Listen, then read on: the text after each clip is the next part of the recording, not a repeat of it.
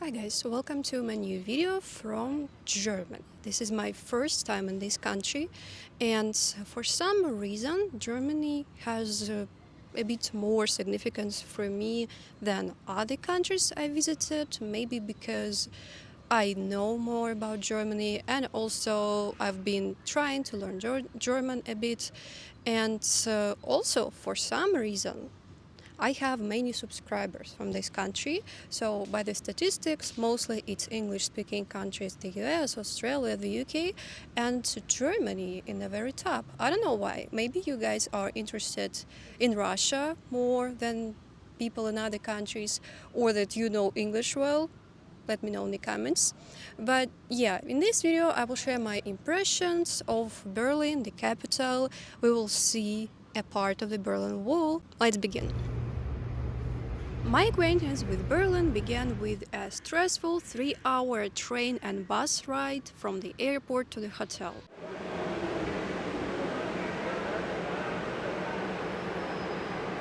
Okay, now I want to tell you about my public transportation experience so far. Right after the airport, when I was supposed to take a train to the city center, the first train that was scheduled just passed us by, and there were other tourists like me who also wanted to go to the center from the airport. They were like, what? And after that, I just followed some guys who said that they know what train goes to the city center. But anyway, after that I had to make a change and take another tram and then a bus, and overall that was a very stressful and hectic experience.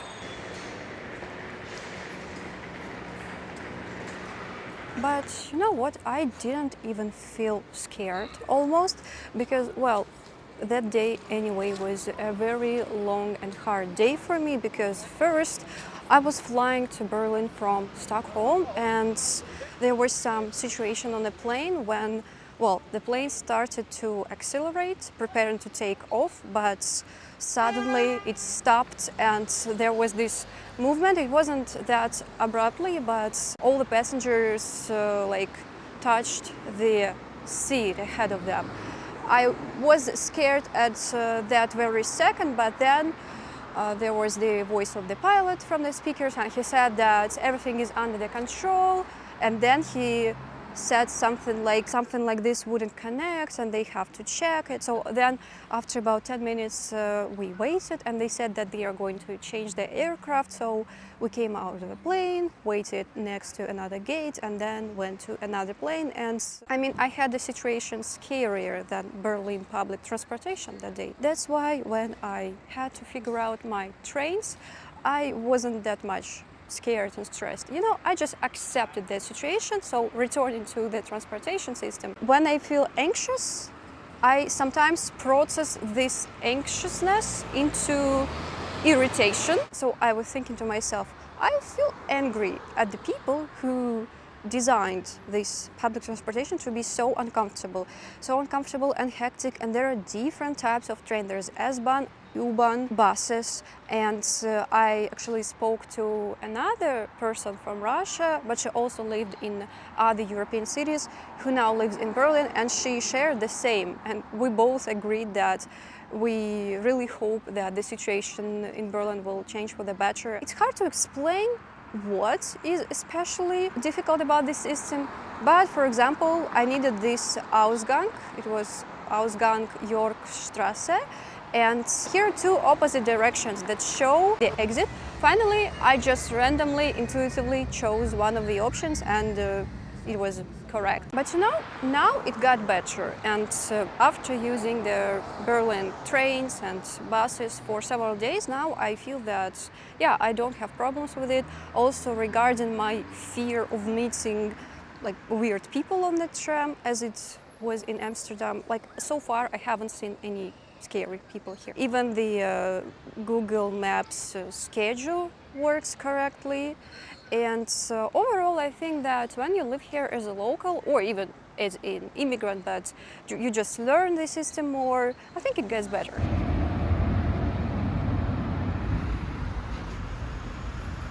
Besides the difficulties with public transport, another thing I heard about Berlin was that the center might disappoint some people. And honestly, I get it now, at least judging by the Alexanderplatz that I visited. I've never been in a city center that looks like one big railway station. The reason I came to the center, though, was pretty simple. I needed to buy a suitcase. I wasn't so enthusiastic about visiting like touristy places. Here I'm mostly doing like chores. So for example, right now I bought a suitcase for carry-on. And for me to learn about the city, it's important to do some basic stuff here, like to go to a hairdresser or to buy some thing that you need. I'm so glad I bought this suitcase because now we'll have more space for souvenirs or some clothes that I buy here, and it is so spacious. And I like that they even added this small detail because first I didn't understand, but probably it's for documents and so on. And in addition to that, I have a backpack. And here I actually had some misconception. It is some detail that you understand only when you start traveling, so I thought that I would go on this journey only with my small backpack because it is easier and lighter than, for example, if I buy such a suitcase in advance and take it with me. Because in fact, if you don't want to bother with luggage, every airline, even low coasters, allow you to take a carry-on, which in my case is this case, and a personal item, which for me is this backpack. So here I thought that traveling with just one backpack will be better because it's lighter and I have problems with my back. That's why it's important for me to not carry heavy things. But here I was mistaken because actually it turned out that it would be better to have this suitcase because I can roll it on the ground. So when I took this backpack, it's a small one, but it just packed with all the stuff that I carry. And when I had to go to the airport and to the hotel from the airport, I suffered a lot with this backpack. So now finally I decided that I will partially transfer some stuff from the backpack to the suitcase and carrying some small personal items in my backpack. So this is a story how I started liking small suitcases because anyway, you can take them with yourself to the airplane. Another challenge when traveling is dealing with laundry. Finding a laundromat, understanding the instructions, and hoping it's all working can feel like an adventure in itself.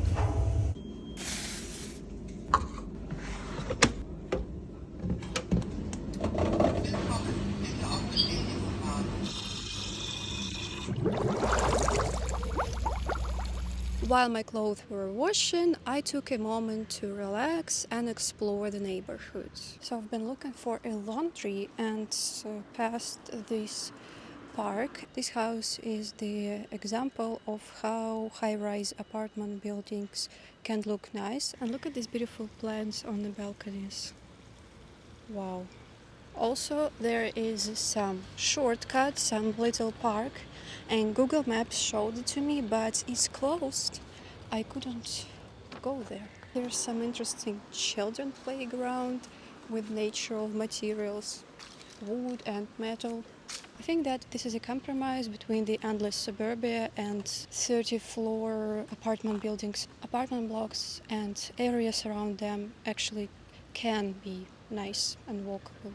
And I even can enter it. I hope so. Now I want to tell about the district where I live in Berlin because it's quite an interesting story. So I booked a hotel here randomly. I didn't want to live in a very tourist center, but also not in the outskirts, and I ended up in a area called Schöneberg, and it turned out that it is the gayest area in Berlin, and as Google says, the first gay bar in Germany was opened here. And for me it's especially important because as a queer person myself, I like to point out any tiny detail that I see here, like a rainbow flag or something related to the queer culture. So isn't it such an ironic coincidence that I live exactly in the gayest area? And that's not even all, because the station that I live close to is called Nollendorfplatz, and it is illuminated in rainbow colors. I first thought that it is dedicated to the Pride event this summer, but apparently it is illuminated like this throughout the year, and is the only station apparently that is like this. Isn't it so ironic that it is the closest station to my hotel and I usually go there? Also, there are so many queer businesses, bars, and yeah, another thing I forgot to mention, there's a gay bar next to my hotel. Like, they're literally in the same building. So many queer people, businesses, for example, this one. I don't quite understand what it's like, the queer real estate agency. Also, I specifically came to this part of the streets to show you the view that is opened from here. Here you can see the abundance of flags over there on that street. But yeah, after visiting Amsterdam, Copenhagen, Malmö and Stockholm during the Pride celebrations, it's not a surprise for me, but still so pleasant to see this. This is super random, but there's a Georgian restaurant at Ginza and a jar and khachapuri here in the picture. Honestly, I miss Georgian cuisine. Speaking of food, there were so many cafes in this area, and I was surprised to see so many people sitting at terraces. I couldn't film them, obviously, but trust me, there were a lot of them, especially elderly folks. It's not just in the evening, but even during lunch hours. It really shows that people here have both the time and money to relax like that. It's something I've never seen in Russia. Later, I met up with a friend and we went to one of the must-see sites of Germany, the remnants of the Berlin Wall. I came to this very, very famous, the most famous picture. Even from the distance, we could tell that it is that very famous painting because so many people here, it's like the biggest crowd. I am too lazy to stand in this line. This is how the wall looked. Wow. You can even buy a piece of it. I'm surprised to see that they sell pieces of the Berlin Wall as a souvenir for tourists. And here there are small ones, but also they have bigger ones for €9. I'm not sure is it the real one, because probably there are thousands of tourists who buy this every day. So how is it possible? Oh my god, I've just only now realized that it is a grave of the wall, because Mauer is a wall in German. It's like the funeral of the Berlin Wall. So you can buy this piece of the wall and it costs like €1,300. Oh my god. What do you think though? Do you believe that it's really from the original wall?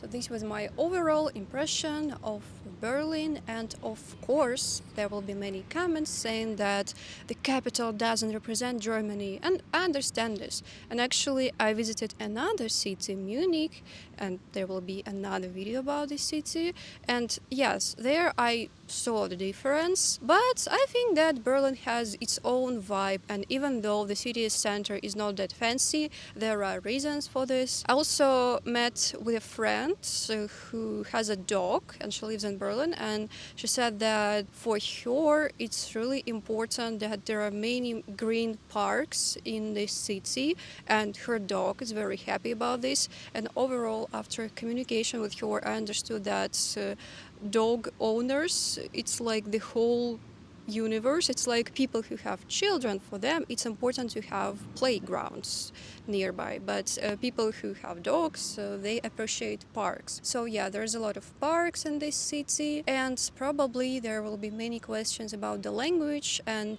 did I manage to practice my German. And I would say not really, because, well, even though I've been saying that I learned German for half a year, I am now not learning it. I had some break during my European trip, and honestly, I still feel so insecure. I sometimes tried to order coffee or food in German, and it was successful. But sometimes when I didn't understand anything, I switched to English, or the people switched to English with me. And overall, I think that as a tourist, it's fine to be just with English in Berlin. Of course, if I was to live in that country, I would study German harder. Another important thing is that many Russians live in Germany. It is people who support the Russian government and for some reason live in Germany, and also it is dissidents who moved out of Russia recently. A lot of prominent Russian journalists and scientists moved to Germany, and I even managed to visit an event.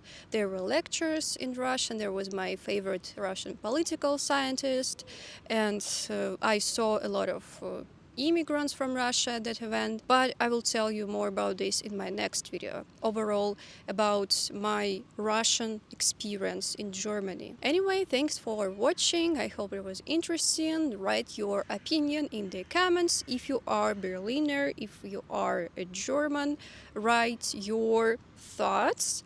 Also, you can support my channel by becoming my Patreon or a YouTube sponsor, and you can find the information about this under this video.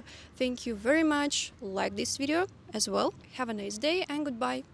Пока-пока.